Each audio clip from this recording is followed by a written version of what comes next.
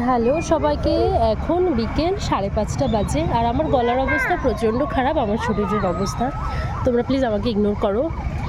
আমি মাম্মাম ঘুম থেকে উঠেছে, তো আমি ভাবছি যে কি করব, যেহেতু রাস্তায় প্রচণ্ড জ্যাম, আমি ওকে নিয়ে আজকে পার্কে যেতে পারবো না।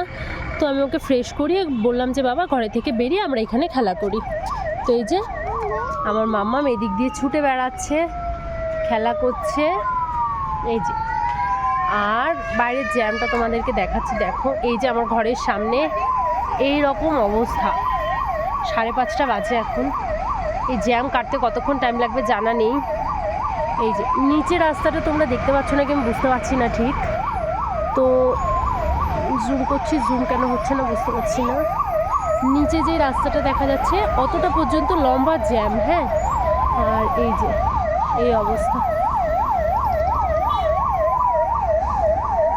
এই অবস্থা রাস্তার। এত দর্শনার্থী কোথা থেকে আসে সত্যি, এত মানে মানুষের মনে ভক্তি যে এত লোক আসছে, হাজার হাজার লক্ষ লক্ষ মানুষ আসছে প্রত্যেক দিন এই রাস্তা দিয়ে বদ্রীনাথের উদ্দেশ্যে যাত্রা করতে, ভগবানের দর্শন করতে।